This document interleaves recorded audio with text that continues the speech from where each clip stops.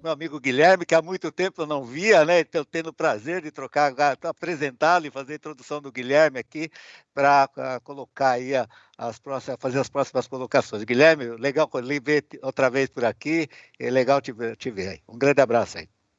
Muito obrigado, Edu. Prazer grande te encontrar novamente. Agradeço mais uma vez eu, Francisco, pela oportunidade de estarmos reunidos aí nesse final de dia e podemos quase que nos deliciarmos, né, Francisco, com experiências tão produtivas e realizações tão grandes que nós podemos observar aí ao longo dessa tarde, né? Guilherme, pois não. Antes de você fazer o teu resumo, eu queria te pedir desculpas e licença também. Claro, por favor, Francisco. Porque o Paulo Alvim, ele está na sala e ele tem um recado para dar para a gente muito importante, informações muito relevantes da E-Digital, que é o nosso eixo, né, de todo esse trabalho do Brasil 5.0. Aí, com essa informação dele também, aí você faria seu resumo, né, e Claro. as considerações. Pode ser? Perfeito, por favor. Então, tá bom. Obrigado, Francisco. Desculpa, eu só estou entrando agora, né, mas eu estava numa reunião com o ministro. A informação, primeiro eu quero registrar o trabalho que o Tiago está fazendo lá na Casa Civil, da gente resgatar todo o processo, toda a dinâmica de retomada do sítio digital, né? O ano passado a gente costumou ter uma reunião, né, com as mudanças que ocorreram na Casa Civil, a gente entende esse procedimento, mas eu queria adiantar para vocês que de ontem para hoje muita coisa se avançou, tá? E o primeiro ponto que eu queria registrar é que a gente deve estar tendo a próxima reunião do sítio digital no início de agosto, né?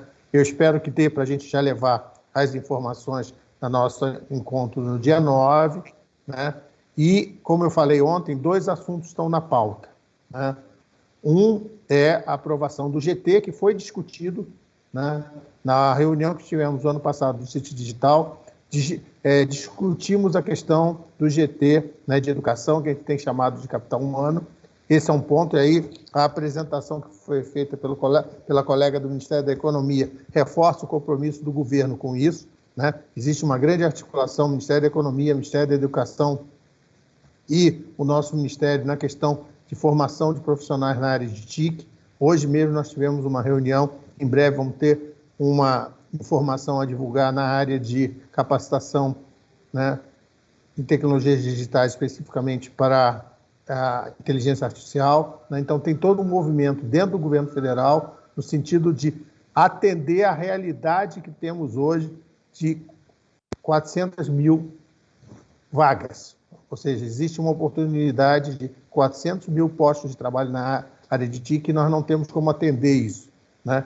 Então, o trabalho que foi colocado pela colega do Ministério da Economia demonstra todo esse esforço de governo no sentido de viabilizar esse processo, mas uma grande articulação está sendo feita e será objeto de um grupo de trabalho específico no âmbito do sítio digital. O outro, né, também algo que a gente vem trabalhando desde a reunião do ano passado, que é a construção do procedimento de atualização, né, da estratégia digital, que vai passar por um processo de avaliação, né, do que foi cumprido, né, de inserção de algumas contribuições e uma novidade, né? Isso será colocado em consulta pública, né, para a participação da sociedade e posterior à análise e publicação em março pelo presidente da República dentro do que está previsto na lei.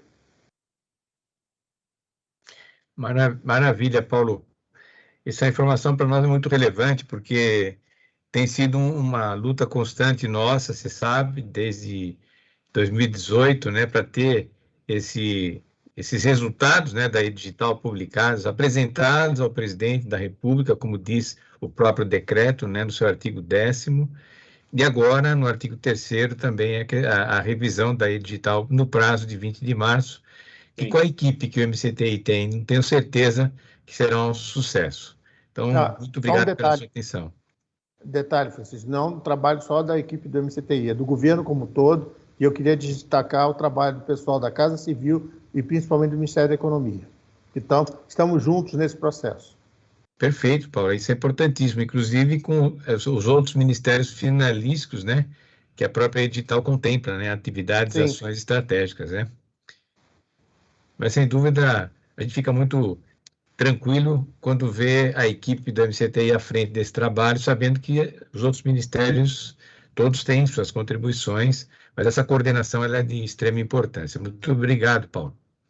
Desculpa só não ter cumprido o papel no horário que você tinha me definido anteriormente. Imagina, está muito bom. Está bem em tempo, e agora eu queria passar aqui a palavra para o Guilherme, que vai fazer, então, para nós um resumo do dia, né? E depois abrir para as interações. A palavra está com você, Guilherme. Perfeito, Francisco. Obrigado. Paulo Alvim, obrigado aí pelas atualizações. Importante a gente ter essas informações aí de final do dia e a gente partir aí para as conclusões já com essa importante atualização que você nos trouxe, né?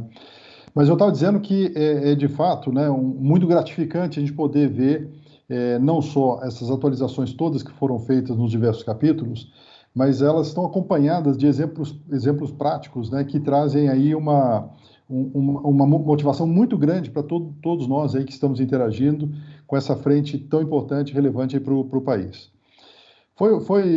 Antes de mais nada, os cumprimentos pelo rigoroso cumprimento do horário, né, Francisco? Impressionante, nós estamos absolutamente no horário e eu acho que é muito bom porque teremos tempo aí com bastante tranquilidade de fazer interação com todos aqui. Vai ser esses 30 minutos que temos aqui até o final vão ser muito produtivos. Mas o brigadeiro Luiz Ricardo abriu fazendo a recapitulação do dia anterior, foi de ontem, né, que foi muito importante, lembrando das datas importantes de outubro e janeiro, e apresentou a agenda dessa tarde. Então, acho que foi também de uma maneira bastante objetiva, apresentou e passou imediatamente a palavra para o Francisco, que fez a atualização dos capítulos, né, e principalmente reforçou nessa intervenção inicial do Francisco, o nascimento do capítulo 12, né, de inteligência artificial. E apresentou também a agenda para o segundo semestre, que é bastante intensa aí no que se refere ao ecossistema Brasil 5.0 como um todo. Na sequência, o Gustavo Donato, que é reitor do Centro Universitário FEI, nos trouxe aqui uma informação importante do que tem sido dos trabalhos realizados com a presença dos reitores das mais conceituadas universidades do país, né, através dessa iniciativa, a Universidade 5.0.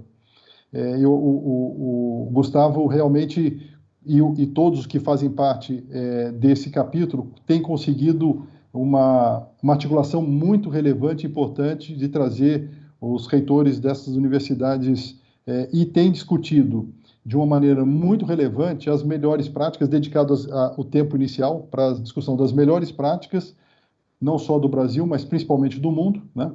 E tem dedicado um tempo relevante agora para o conceito da acreditação, né? Tanto trazendo exemplos aqui do Brasil quanto os internacionais, e estão nesse momento, né, e vão concentrar o segundo semestre, o desenvolvimento de um selo de qualidade ou de uma acreditação aqui no Brasil. A entrega do primeiro semestre foi uma carta de princípios e a agenda do segundo semestre, então, será exatamente essa acreditação do Brasil em 3 dimensões e os 3 processos também já definidos para essa acreditação. Na sequência, o Andrei Gutierrez, que é responsável por relações governamentais e assuntos regulatórios da IBM, nos trouxe uma atualização do capítulo 12, com foco, esse capítulo que foi lançado agora recentemente, de inteligência artificial, né? E principalmente o comitê de governança que foi montado a partir da criação do capítulo 12, e nos trouxe a IBIA, que é a Estratégia Brasileira de Inteligência Artificial, que está pautando os debates referentes à inteligência artificial no Brasil. Eu acho que o Andrei resumiu muito bem aí a importância, né, desse capítulo, desse novo capítulo, e ele conclui reforçando a importância e o potencial para a economia do Brasil que a inteligência artificial nos coloca e nos disponibiliza. Na sequência, o Roberto Ribeiro da Cruz, que é fundador e presidente do Conselho da Pixion, trouxe os habilitadores do capítulo 3.7 da Economia 5.0. Então, ele nos trouxe aí os 4 fundamentos e os seus programas que foram atualizados, né? E logo na sequência apresentou a Tatiana Ribeiro, que é diretora executiva do MBC, Movimento Brasil Competitivo, e que trouxe aí um tema extremamente relevante para nós, que é exatamente a possibilidade de uma frente, né, que já está implementada, de redução do custo do Brasil. É uma agenda já construída junto ao Legislativo, né, essa frente parlamentar para a redução do custo do Brasil, exatamente com um objetivo extremamente relevante, que é buscar a competitividade para o nosso país. Foi criada uma mandala, né, que apresenta um potencial de economia extremamente grande, de mais de 1 trilhão, na verdade 1,5 trilhão de economia possível ao ano, né? Há ainda, a Tatiana comentou que há ainda um espaço grande a ser cocriado, né? Então, muito importante um trabalho coletivo, né, que está sendo desenvolvido. Os indicadores já estão mapeados, e terminou dizendo que há uma parceria sendo criada com a Fundação Getúlio Vargas, de um observatório independente, né, para acompanhar o avanço dessa frente. E ela conclui que a avaliação dela foi de um excelente primeiro semestre. Na sequência, o Alexia Fernandes Monteiro, que é do Ministério da Economia, nos apresentou exatamente, como o Paulo Alvim comentou agora, essa frente da Escola do Trabalhador 4.0 e o programa Qualifica Mais. É um programa da Secretaria Pública para o Emprego, que é ligado ao Ministério, e que dentro dessa secretaria há uma subsecretaria de capital humano, né? Que essa secretaria, e a frente que eles têm trabalhado, dedicado um grande tempo, é exatamente de identificar os gargalos, né, os dificultadores, para buscar uma melhor oferta de capacitação de trabalhadores capacitados para a economia. E ela nos mostrou o programa Emprega Mais, né, que é um grande guarda-chuva e com 2 iniciativas. A primeira delas, a Escola do Trabalhador 4.0, né, que na verdade é uma plataforma, né, para capacitação técnica, que foi criada em parceria com a Microsoft, e que busca exatamente a qualificação tecnológica de uma maneira bastante ampla, trabalhando desde conceitos básicos, né, aos trabalhadores, no que se refere quase que um letramento, né, do ponto de vista digital, trabalhando conceitos básicos, até programas mais avançados, ligados à programação e linguagens mais sofisticadas. Busca de fato, uma conclusão, de fato, uma digitalização dos trabalhadores, para que possam acompanhar toda essa evolução e dessa verdadeira transformação digital que nós estamos vivendo. E apresentou também o programa Qualifica Mais, que é em alinhamento com o setor produtivo, e essa é uma grande vantagem, que é exatamente buscar esse alinhamento com o setor produtivo, focando, e ela comentou exatamente um foco aí das competências socioemocionais. Houve um piloto em março, e agora um plano de ampliar isso para um programa regular. Na sequência, o Edu Pellegrina fez uma atualização tanto do primeiro semestre, como um planejamento do segundo semestre, das experiências de sucesso, né, na versão das melhores práticas, que foram 30 experiências de sucesso relatadas no primeiro semestre, estão planejadas para o segundo semestre outras 20 experiências, totalizando então 50 no ano, o que significa uma marca impressionante, basicamente, né, de 80% do PIB do Brasil sendo relatadas nessas boas práticas que foram compartilhadas no primeiro e serão no segundo semestre. Na sequência, o Edu apresentou, então, a Tatiana Moreno, que é a coordenadora de Educação Corporativa da Azul, e a Tatiana nos comentou que há um alinhamento bastante importante da iniciativa da Uniazul com os fundamentos e os pilares do E-Digital do Brasil 5.0. Então, apresentou no slide exatamente como as iniciativas da Uniazul estão alinhadas com o Brasil 5.0. E passou, na sequência, para a Nalim Carlini, que trouxe o case, a experiência da Universidade da Uniazul, né, que foi fundada em 2012, e que fez uma enorme transformação exatamente em função do lockdown, que trouxe um número impressionante. Eu marquei ele aqui porque eu queria repetir, né, que uma empresa de aviação que tinha por volta de 1.000 voos diários, com o lockdown passou a ter 70 voos diários. Vocês imaginam o impacto disso para a empresa. E a Universidade Corporativa se reorganizou, quase que se reinventou para poder oferecer uma nova, utilizando, né, do momento que exigia, de como poder colaborar, não só utilizando todo o seu potencial, né, da Universidade Corporativa, representando aí o momento que o Brasil exigia, e eles não ficaram parados e ofereceram um trabalho espetacular, como eu vou detalhar aqui em alguns segundos. Mas a Universidade Corporativa é uma estrutura muito grande, a Analim nos apresentou, que consegue abrigar lá 14 mil tripulantes entre colaboradores de solo e de voo. Eles fizeram uma transformação, como eu comentei, com aumento de 64% de produção, utilizando toda a metodologia online, garantindo a qualidade e conformidade, e também por conta disso, né, dessa grande transformação do presencial para o online, com uma grande economia de logística, foi possível apresentar para a Azul. E a Analim conclui fazendo uma análise dos aspectos positivos, onde ela acredita que foram os acertos, né, que foi basicamente essa gestão da mudança de todo o processo em parceria com o Safety. As plataformas utilizadas foram muito bem aceitas e rapidamente incorporadas. As metodologias foram acertadas, né, com vídeos e seguidos de avaliações de impacto. Conseguiram criar um mindset ágil bastante rapidamente para toda a população e fizeram um processo de avaliação permanente. Com isso tudo, há um legado que a UniAzul consegue deixar para os próximos anos, né, de transformar boa parte do que seria um treinamento e capacitação presencial para online, com todos esses benefícios que foram relatados. Mas foi muito bacana também, porque a Analim também trouxe o que foram as lições aprendidas, né, que foram questões que elas poderiam eventualmente terem dedicado, mas rapidamente conseguiram acertar e puderam aprender aí com alguns aspectos, como, por exemplo, a gestão de mudança, né, o change management de alguns stakeholders. Aconteceram alguns ruídos durante o processo inicial, mas que muito rapidamente foram corrigidos, né?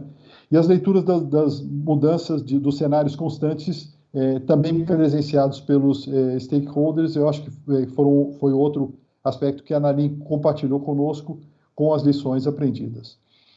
E, finalmente, agora, ao final, a intervenção do Paulo Alvim, nos trazendo aí as autorizações do MCTI, né, e já dizendo da próxima reunião que será realizada em agosto, com o assunto da educação de capital humano, reforçando exatamente esse exemplo aí que foi nos passado de capacitação de capital humano, e lembrou aí que hoje nós temos por volta de 400 mil vagas não atendidas por falta de capacitação das pessoas para a questão da tecnologia, né? E essa articulação que vem sendo feita junto com a Casa Civil e Ministério da Economia, junto com o MCTI, que tem possibilitado esse avanço todo que está sendo disponibilizado, será disponibilizado ao longo aí do ano.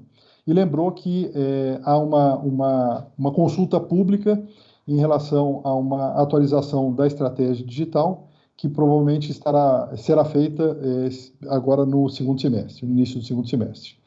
Então, eu queria, com isso, assim, esse é o resumo desses 5 minutinhos aí dessas excelentes apresentações. Eu queria retomar, então, um tema que eu acho que foi bastante pertinente. Eu queria, talvez, fazer uma intervenção inicial junto ao Roberto Ribeiro. E queria, Roberto, se você pudesse, talvez, só detalhar um pouco mais, e aí, na sequência, eu queria ouvir a Tatiana, exatamente sobre a sua perspectiva, a sua análise dessa possibilidade, dessa frente parlamentar para buscar essa economia. Eu acho que essa é uma ação tão relevante, né? E seria importante, talvez, se a Tatiana pudesse, talvez, detalhar um pouco mais das expectativas, o que a gente pode colher, né, junto a essa frente parlamentar. Pode ser, Roberto? Pode. Acho que é bem oportuno seu questionamento, Guilherme. E eu vou deixar para a Tatiana. Acho que a Tatiana, liderando esse movimento, ela tem condições de aprofundar e trazer um pouquinho mais de detalhes sobre o tema, que acho que é o momento do Brasil, e acho que a gente está falando de muita coisa, reforma tributária, reforma do IR, Então, assim, acho que é bem oportuno a gente pensar nisso e como reduzir aí o custo do Brasil, né, Tatiana? Com certeza. Bom, gente, a gente sabe que é um desafio, né? Então, acho que a gente gosta muito de tentar, assim, até clarificar as coisas. A gente tem um primeiro desafio que a gente está falando que são projetos imensos e muitos deles projetos de longo prazo, né? Então, eu gosto sempre de usar um exemplo, acho que até para tentar de alguma forma tangibilizar, né? Mas um dos projetos que a gente mapeou que existe realmente uma oportunidade de trazer uma melhoria do ambiente de negócios é o Marco Legal de Saneamento, né? Aprovado ali recentemente, que tem um impacto de redução de custo do Brasil que está na casa de 56 bilhões, tá? Então é um impacto expressivo. Porém, acho que esse é o grande desafio. O projeto foi aprovado, né? Quando que efetivamente ele vai trazer este retorno? Quando possivelmente toda a concessão de saneamento no Brasil passar para o setor produtivo, né, para o setor privado. Então, eu acho que tem também uma visão muito clara da gente tentar entender numa linha do tempo como é que esse ganho, que hoje é um ganho potencial, ele de alguma forma se concretiza, né? Então, a gente, como instituição, e até olhando o programa de redução dos custos do Brasil que está aqui dentro, a gente tem tentado, acho que, olhar e trabalhar em duas grandes frentes, né? Uma que está ligada realmente a projetos estruturantes e que são de longo prazo. Então, como o Roberto comentou, a própria reforma tributária. A reforma tributária é um dos maiores gargalos que a gente tem hoje. Então, quando a gente fala do 1,5 tri, ele está...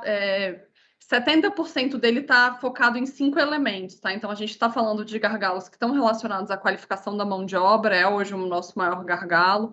Toda a parte tributária, então, desde a complexidade do sistema, a parte de judicialização. Então, assim, existe realmente uma insegurança jurídica muito grande em torno do tema no Brasil hoje, tá? Acho que esse é um ponto bastante importante. A gente está falando também da baixa qualidade da infraestrutura no país. Então, hoje a gente tem um modal rodoviário que é muito mais forte do que os demais. Isso acaba gerando muitos custos. A gente realmente é pouco competitivo quando a gente olha isso de forma mais ampliada. Além disso, a gente tem toda a parte que está relacionada a custo de energia, custo de gás. Então, assim, essa parte de infraestrutura é um grande gargalo. E aí, quando a gente olha a cadeia disso como um todo, então eu estou falando de grandes projetos de infraestrutura, mas para isso eu preciso avançar numa agenda que tenha uma simplificação e uma melhor, uma melhor produção da própria agenda de licenciamento ambiental. Então, isso também é um gargalo. Então, a gente está olhando para um ecossistema que ele é muito grande. Então, acho que o primeiro desafio estava realmente em tentar entender onde é que isso está colocado, né? Onde estão esses principais gargalos e como é que os projetos, que são projetos de longo prazo, são projetos complexos, como é que a gente pode acelerar pensando nessas grandes entregas, mas também buscar resultados de curto prazo que possam trazer também vitórias rápidas, né? Então, acho que também gosto de destacar que eu acho que o governo teve, nesses últimos 2 anos e meio, um avanço bastante importante em toda a agenda trabalhista, né? Então, acho que a gente culminou ali em 2017 com a reforma trabalhista, que foi um marco bastante importante e teve já um impacto muito relevante para a redução de judicialização da Justiça do Trabalho hoje, tá? Acho que esse é um primeiro ganho. E eles estão avançando em uma série de simplificações. Então, eles devem lançar aí nos próximos meses. Hoje existem mais ou menos 2.000 portarias, decretos que regulam a agenda trabalhista no Brasil. Eles estão consolidando isso para ter 15 documentos. Então, assim, de novo, é um processo de desburocratização muito importante e que traz realmente um resultado muito expressivo. Então, assim, acho que a gente tem que olhar e buscar sempre os desafios que são mais amplos, que são maiores e que a gente precisa de um consenso do setor produtivo e uma força de atuação conjunta, porque são completamente transversais, mas, ao mesmo tempo, também tentar olhar daquilo que, de alguma forma, são as rotinas do dia a dia, né? Então, por exemplo, acho que outro tema que a gente também tem tentado se debruçar é obrigações acessórias. Então, não vou falar em mexer em carga tributária, mas como é que eu simplifico essa loucura que é hoje pagar tributos no Brasil? Então, hoje você tem declarações que você tem que prestar para o fisco estadual, para o fisco federal, você presta a mesma informação várias vezes. Então, e aí você acaba, às vezes você não passa no seu próprio compliance, porque se ocorrer um erro, passou uma informação para um ou outro, você cai na malha fina. Então, assim, acho que existe realmente um desafio muito grande, que é como é que a gente mexe em toda essa estrutura para realmente criar um ambiente que a gente possa avançar. Então, eu acho que o número do Doing Business é completamente assustador e a gente deveria realmente, acho que ficar muito impactado, porque a gente está falando, né, a complexidade tributária no Brasil é tão grande que hoje uma empresa média leva 1.500 horas por ano para cumprir as suas obrigações tributárias. A média da OCDE é menos de 200 horas. Então, assim, é algo realmente muito absurdo, né? Então, acho que a gente está exatamente nesse momento de tentar olhar os dois lados, né? Então, não são resultados de curto prazo, né? A gente tem, acho que, olhado com muita clareza e tentado realmente construir uma agenda que a gente possa buscar um resultado expressivo até o próximo ano, né? Então, pensar ali em conseguir fechar o ano de 2022 com um resultado de redução, mas, ao mesmo tempo, os projetos são muito desafiadores e eu acho que tem mais um ponto só para encerrar. Esse número, ele é uma proxy de comparação. Então, a gente fez uma comparação com a média da OCDE. Se na pandemia os países estão buscando mais competitividade e avançaram mais do que a gente, o que a gente fez não foi suficiente. Então, ainda tem esse desafio adicional, que a gente precisa acompanhar a evolução dos demais, né? Então, é isso, gente. Eu queria trazer um pouco dessa visão e, de novo, poder contar com o apoio de vocês, de todos que estão aqui colocados, que estão nos assistindo. Acho que é super importante para que essa agenda realmente vire uma prioridade nacional. Acho que esse tem sido o nosso principal, a nossa principal motivação, é realmente fazer com que isso vire e esteja na boca de todos e que a gente realmente exige e consiga avançar para que essas medidas sejam implementadas e a gente consiga alcançar os resultados aí de redução desejados. Tatiana, excelente, muito obrigado. Eu acho que foi um complemento espetacular aí que você fez, né? Acho que o Roberto passou bem a peteca aí, porque acho que é importante realmente a gente ouvir quem está na linha de frente, né, Roberto, e poder pegar esses detalhes todos, né? Acho que valeria a pena, né, Francisco? Talvez a gente abrir aqui para ver se alguns dos participantes gostariam de aprofundar um pouco mais esse tema. Eu acho que valeria a pena. Um outro tema acho que seria importante também a gente tentar aprofundar um pouquinho essa questão da educação, né? Porque o Paulo Alvim comentou bastante. Então, mas antes de falar da educação, talvez se tiver alguma outra pergunta, algum dos presentes. Quem tiver alguma pergunta, levante a mão para a gente poder passar aí a palavra, né? E eu queria aproveitar, já que estamos falando de educação e capacitação, perguntar para a Alexia, como é que nós, no Brasil 5.0, podemos ajudar nesses dois programas que você apresentou, Alexia? Oi, Francisco. Então, para a gente, a participação do setor produtivo ela é essencial desde da definição de qual a área que a gente vai oferecer a qualificação, né? Porque a gente quer justamente atender a demanda de vocês. Nesse momento, no programa Qualifica Mais, como até foi apontado anteriormente, seria de grande ajuda para a gente a indicação das vagas em aberto das empresas, para que a gente possa fazer esse trabalho de intermediação. Aqui na própria subsecretaria, a gente tem uma área de intermediação de mão de obra, que é até a área que cuida do CIMI, né, do Sistema Nacional de Empregos. A gente tem esse sistema de intermediação, a gente trabalha com isso já de uma forma bem automatizada hoje em dia. A gente só tem um pouco de dificuldades no mapeamento dessas demandas. Então, a gente tem até um portal chamado Supertech, que está também no manifesto, né, Francisco? Que é um portal onde a gente lançou o mapeamento de demandas por capacitação profissional. Então, qualquer empresa que entrar em supertech.gov.br pode cadastrar sua demanda por curso. Então, assim, a empresa olhou no mercado, viu que não tinha profissionais qualificados, então ela cadastra essa demanda e pede, olha, preciso de profissionais qualificados nesse setor. A partir disso, a gente define a nossa estratégia de capacitação nesse setor onde existe demanda.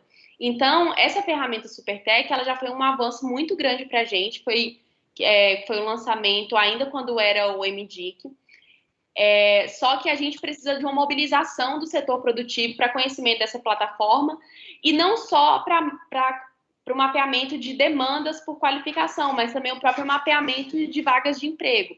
Porque, como foi apontado anteriormente, a gente vai ter 6.000 alunos formados agora em setembro, que é dessa turma agora do piloto. alunos formados com alta capacitação socioemocional oferecida por uma instituição de reconhecimento nacional, que é o PROA. Eles vão ser formados também pela rede estadual de educação, né, de ensino, e todo o conteúdo ele foi alinhado com algumas associações do setor de TIC para que ele fizesse mais sentido para o que essas empresas exigem do profissional. E dentro do programa Escola do Trabalhador 4.0, eu acho que hoje em dia o nosso maior gargalo é justamente divulgação, porque a gente tem muita vaga, a gente tem mais de 5 milhões de vagas, e é uma plataforma que realmente é muito bacana, muito legal, está muito interativa, a gente pensou em cada detalhe, a gente pensou em acessibilidade, então, para mobile também, porque a gente sabe que hoje em dia não é todo mundo que tem um computador em casa, principalmente o público que a gente quer atingir. Não tem computador em casa, então eles acessam pelo celular. Então, a gente pensou em tudo, como funcionar isso no mobile. A gente, hoje em dia, tem só um gargalo mesmo de comunicação, de fazer com que essa plataforma chegue em todo mundo e todo mundo acesse. E, assim, mesmo com esses 5,5 milhões de vagas que a gente tem agora, isso não é impeditivo para um aumento nos próximos anos, dependendo da demanda que a gente tiver na plataforma. Então, só para complementar, Francisco, queria até aproveitar a minha fala já e comentar uma fala do Paulo Alvim sobre o Conselho de Capital Humano, que eu também acho que é uma questão que a gente está levando aqui dentro do Executivo, que é super interessante, que é justamente a otimização dos esforços para o capital humano. Então, o que a gente tinha, né, antes da formação do conselho, que a gente tem ainda um pouco residual isso, você tem vários ministérios oferecendo capacitação profissional, fazendo seu próprio programa, às vezes tendo que reinventar algumas ferramentas, e isso poderia ser facilmente otimizado dentro de uma estrutura que a gente falasse, não, olha, o Ministério da Economia pode coordenar o mapeamento de demanda, a gente tem uma mobilização de público por conta de outros ministérios, cidadania, MCTI, que a gente sabe, e cada um realmente trabalhar naquilo ali que é da sua competência e expertise, né?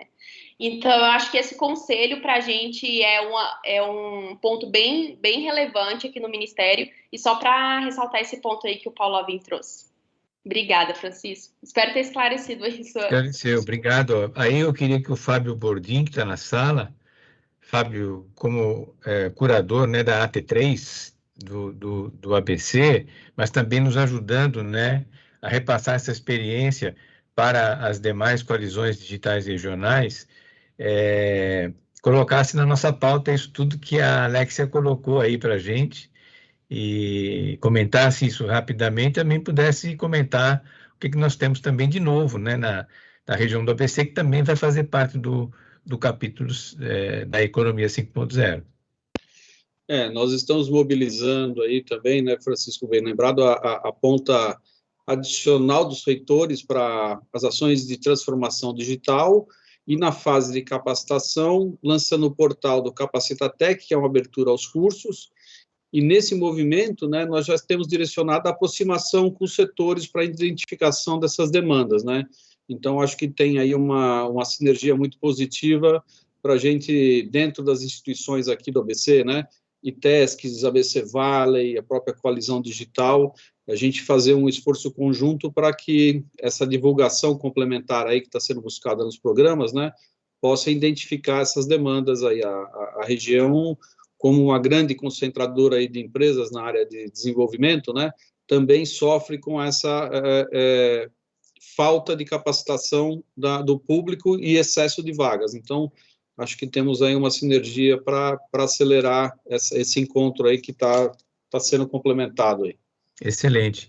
A Miriam Zaccarelli está na sala da Coalizão Digital de Sorocaba e tem também o Fabian, próximo da Regiane, né? Levar essas informações. Ainda hoje a Sandra estava perguntando no grupo, para mim, não sei exatamente qual dos dois grupos, o que tem de adicional para educação e capacitação profissional para T3, né? Para ajudar o Wagner Lapa, né? Então é importante levar tudo isso em conta, viu? Anota, por favor, Miriam, Fabiano, comente com a Regiane e depois passem isso para a Sandra e para o Wagner Lapa, tá bom? Ok, Francisco. Fica tranquilo, passarei sim. Excelente. Obrigado, Fabiano, obrigado, Miriam. E aí também eu queria aproveitar aí que o Paulo ainda está na sala, Paulo, se puder comentar um pouquinho mais desse grupo de trabalho que vai se formar para capital humano, se já tem alguma informação adicional para a gente nisso. E o que você vê de sinergia com o Ministério da Economia, até porque nós estávamos já um tempo atrás discutindo essa questão da dificuldade que muitas vezes, né, os profissionais que trabalham no MEC têm de entender essa demanda do mercado, né, do mercado da economia propriamente dita, né. Então aí a gente tem um trabalho bem interessante e tem também uma iniciativa que o MBC vai fazer no segundo semestre de educação. Também se a Tatiana quiser fazer algum comentário nesse sentido, e nós vamos promover uma sinergia de toda essa informação que nós já temos de educação e capacitação profissional no Brasil 5.0, com esse grupo de trabalho que vai estar sendo formado no MBC, né, para a gente, quem sabe, chegar em algum tempo, em algum momento, né, em termos de uma frente parlamentar da educação e capacitação profissional no Brasil. Então, Senado, Câmara, né, o parlamento olhando para esse tema, porque a gente não desconhece quanto que o Brasil investe em educação e capacitação profissional, né? Quantos trilhões de reais são investidos, né? E quanto é efetivo esse investimento, né? Então, não sei se o Paulo tá por aí, quiser fazer um comentário, a própria Tatiana, fique à vontade.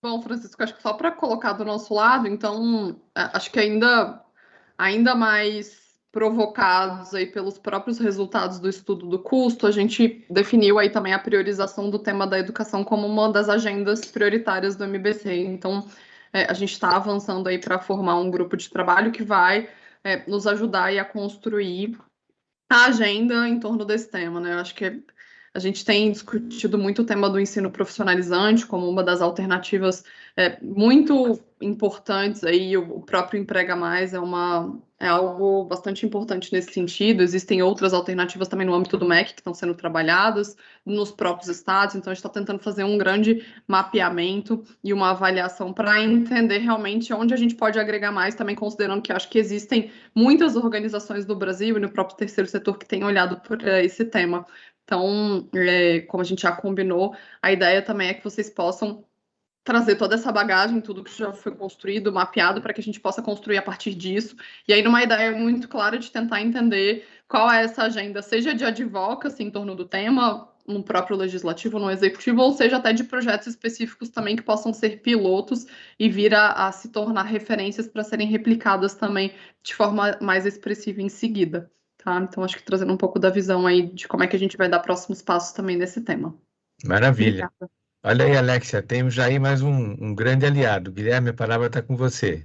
Obrigado, Francisco. Não, eu queria, esse tema da educação realmente é muito importante. Eu queria colocar a BRH São Paulo, e me comprometo a falar com o Paulo Sardinha, BRH Brasil, para que a gente faça essa divulgação do portal Supertech, né, que a Alexia comentou. Acho que se ela colocou como desafio ampliar o conhecimento e a divulgação, a BRH presente em 22 estados, né, e congregando os profissionais de recursos humanos, eu acho que é uma fonte bem interessante para a gente ampliar a divulgação. Então, já anotei aqui também com uma lição de casa para mim, Francisco, nós vamos fazer isso sim, com certeza, pegar o material, divulgar nas nossas páginas, os eventos que a gente tem, porque uma iniciativa como essa é fundamental que o profissional de recursos humanos saiba o que está acontecendo, possa não só divulgar, né, o que ela colocou lá como uma demanda, né, do setor produtivo, né, do ponto de vista de capacitação, e poder também fazer divulgação de vagas e olhar quais são os profissionais que estão habilitados aí para poder ser empregados nas diversas empresas. Então, vamos fazer isso com certeza. A BRH, pela ABS, eu acho que a gente vai também no segundo semestre, Guilherme, no nosso planejamento e pensando já 2022-2025, da gente engajar as principais associações das principais atividades do mercado que possam trazer para a gente esse 80%, 100%, até 100% do PIB brasileiro. E esse grupo, de fato, tem esse papel também, né? De sensibilizar esse empresário, que ainda tem muito empresário que tem dificuldade de entender o que é transformação digital, né? O próprio professor Gustavo comentou de um levantamento feito pela FEI, no ABC, ele ficou horrorizado, né? Médias e pequenas indústrias acham que indústria 4.0 exige um investimento enorme, então nem olha para ver o que é, né? E nós estamos indo para a indústria 5.0, como o próprio bem disse a Giana ontem, né? E não precisa desse dinheiro todo. Com pouco dinheiro você consegue fazer um trabalho de assim, ajustes e modernização dos equipamentos que ele já tem, né? Então, nós temos um trabalho enorme pela frente, nos próximos 4 anos, de sensibilizar o maior número possível de empresas, né? E, nesse sentido, vai ser necessário contar com as entidades de classe. Não dá para fazer isso no varejo, nós temos que ir no atacado, né? E é isso para trazer também uma contribuição para esse trabalho que o MBC vai estar capitaneando aí nos próximos meses, né? E, nesse momento, eu queria, antes do encerramento, passar aqui a palavra para o Guilherme, para ele fazer suas considerações finais. Francisco, muito obrigado mais uma vez. Eu queria agradecer aí a presença de todos, né, a oportunidade do Instituto Micropower de estar capitaneando essa iniciativa que mostra que esse é um país que a gente se orgulha. É muito bom a gente poder ver essas iniciativas todas em curso, muito bom ver a animação de todos que estão liderando todas essas frentes, todos esses capítulos. E, principalmente, quando a gente tem notícias como essa, dessa frente parlamentar, né, influenciando os órgãos de poder para a gente poder seguir adiante com o que é, de fato, relevante para esse nosso país. Então, isso é um projeto de Estado, né, não independe de partidos políticos, independe de qualquer tipo de convicção. Isso é muito importante, dá uma satisfação muito grande, né, um senso de pertencimento extraordinário, né, de nacionalismo muito grande para cada um de nós, a gente poder ver iniciativas desse tipo em curso e uma expectativa de que, de fato, a gente consiga, muito em breve, capturar tudo isso que a gente está construindo, né, essa infraestrutura tão relevante que está sendo montada e já muita coisa sendo capturada. Eu tenho certeza que, tendo você aí capitaneando dessa forma tão competente, Francisco, como você tem feito ao longo desses últimos anos, de forma incansável, nós vamos seguir de uma maneira cada vez mais forte e capturando o que tem de bom nesse país e colocando à disposição dos brasileiros, né, ajudando os brasileiros a se capacitarem, ajudando a economia a se consolidar de uma maneira mais forte, porque nós, de fato, precisamos de um Brasil cada vez mais competitivo e essa é uma iniciativa que vai nos propiciar, sem dúvida nenhuma, essa ação e esse legado que a gente está construindo para o Brasil e para as próximas gerações. Muito obrigado mais uma vez, Francisco. Obrigado a todos aí pela presença. Prazer muito grande a gente poder ter participado de mais um evento como esse.